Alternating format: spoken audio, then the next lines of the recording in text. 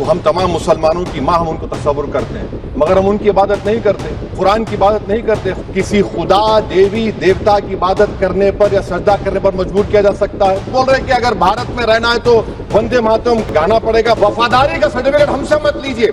संसद में वंदे मातरम को लेकर शुरू हुई चर्चा के बीच एआईएमआईएम सांसद असदुद्दीन ओवैसी ने सरकार पर तीखा हमला बोला। उन्होंने साफ कहा कि मुसलमानों की बुनियादी आस्था तौहीद है, खुदा के अलावा किसी की इबादत नहीं कर सकते। इसलिए किसी शख्स, देवी देवता या वतन को पूजने के लिए मजबूर करना संविधान और धर्म दोनों के खिलाफ है। साथ ही उन्होंने सरकार पर हमला बोलते हुए कहा कि आखिर क्यों मुसलमानों से वफादारी का सर्टिफिकेट मांगा जा रहा है। ओवैसी ने अपने भाषण की शुरुआत प्रधानमंत्री और रक्षा मंत्री के वंदे मातरम पर चर्चा के लिए दिए गए बयानों की निंदा करते हुए की। उन्होंने कहा कि संसद में 30 से कम सांसद मौजूद हैं, फिर भी महत्वपूर्ण मुद्दों पर बहस की जा रही है। साथ ही ओवैसी ने प्रधानमंत्री के मोहम्मद अली जिन्ना से जुड़े बयान पर कहा कि जिन्ना को लेकर जो लोग दावा कर रहे हैं उन्हें बता दें कि हम तो जिन्ना के खिलाफ हैं, लेकिन इतिहास बताता है कि 1942 में जिन्ना की पार्टी और हिंदू महासभा ने मिलकर कई राज्यों में सरकार चलाई थी। इतना ही नहीं, ओवैसी ने कहा कि उम्मुल मोमिनीन यानी पैगंबर मोहम्मद की पत्नियां, जिन्हें मुसलमान अपनी मां मानते हैं, लेकिन हम तो उन्हें भी नहीं पूजते। उम्मुल किताब यानी कुरान जो अल्लाह का पैगाम है, पर हम उसकी पूजा भी नहीं करते। उम्मुल मोमिनीन के बारे में और उम्मुल किताब के बारे में, उम्मुल मोमिनीन उनको कहते हैं जो हमारे प्रॉफिट मोहम्मद सल्लल्लाहु अलैहि वसल्लम की वाइफ हैं। वो हम तमाम मुसलमानों की माँ हम उनको तस्वुर करते हैं, मगर हम उनकी इबादत नहीं करते। हम अपनी माँ की इबादत नहीं करते। उम्मुल किताब कुरान है, हम कुरान की इबादत नहीं करते। कुरान अल्लाह का भेजा हुआ कलाम है। वैसे ने कहा कि संविधान का पहला शब्द वी द पीपल है, ना कि भारत माता।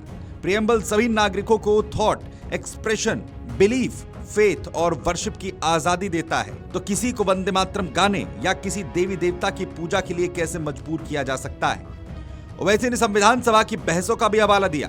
उन्होंने कहा कि रोहिणी कुमार चौधरी ने प्रियम्बल में वंदे मातरम शामिल करने का प्रस्ताव दिया था, जिसे अस्वीकार कर दिया गया था, और इसी तरह के इकामत का प्रस्ताव संविधान की शुरुआत खुदा के नाम से हो भी नामंजूर कर दिया गया था। हमारे मुल्क का आइन क्या इस लफ्ज से आगाज होता है, वी द पीपल।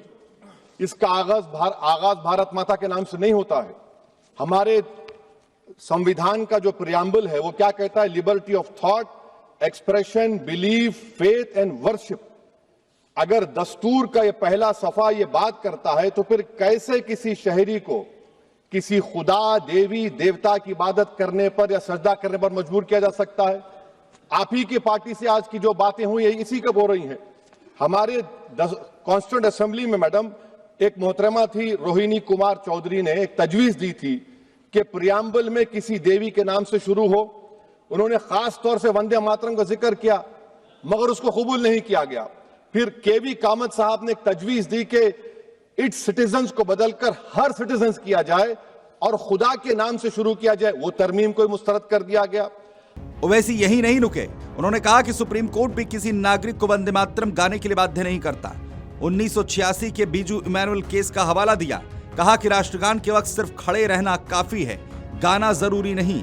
उन्होंने कहा कि 2017 में भी कोर्ट ने वंदे मातरम को अनिवार्य बनाने से इनकार कर दिया था। ओवैसी ने कहा कि भारत की ताकत उसकी विविधता है। हिंदू, मुसलमान, सिख, ईसाई, जैन, दलित, किसान, गरीब सब मिलकर इस वतन को बनाते हैं। अगर भारत को देवी मानकर उसके आगे सजदा अनिवार्य किया जाए तो यह देशभक्ति को मजहब बना देने जैसा होगा, जो खतरनाक है।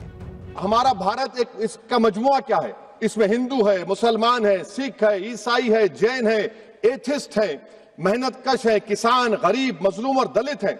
मगर अगर जो तकारीर आज हमने यहां पर सुनी और बाहर जो सुनते हैं, अगर भारत को देवी कहने और उसके आगे सजदा करने, तो दरअसल कौम परस्ती को, वतन से मोहब्बत को मजहब में तब्दील कर रहे।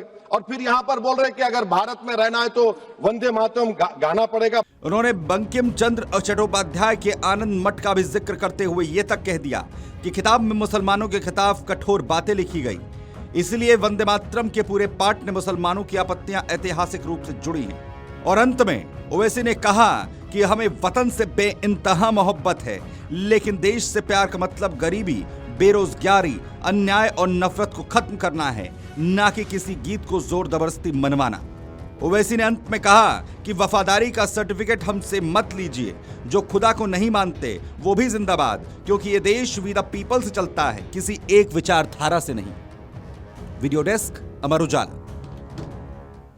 अगर आप ये वीडियो YouTube पर देख रहे हैं तो हमारे चैनल को सब्सक्राइब कर बेल आइकन दबाएं और Facebook पर देख रहे हैं तो हमारे पेज को लाइक करें।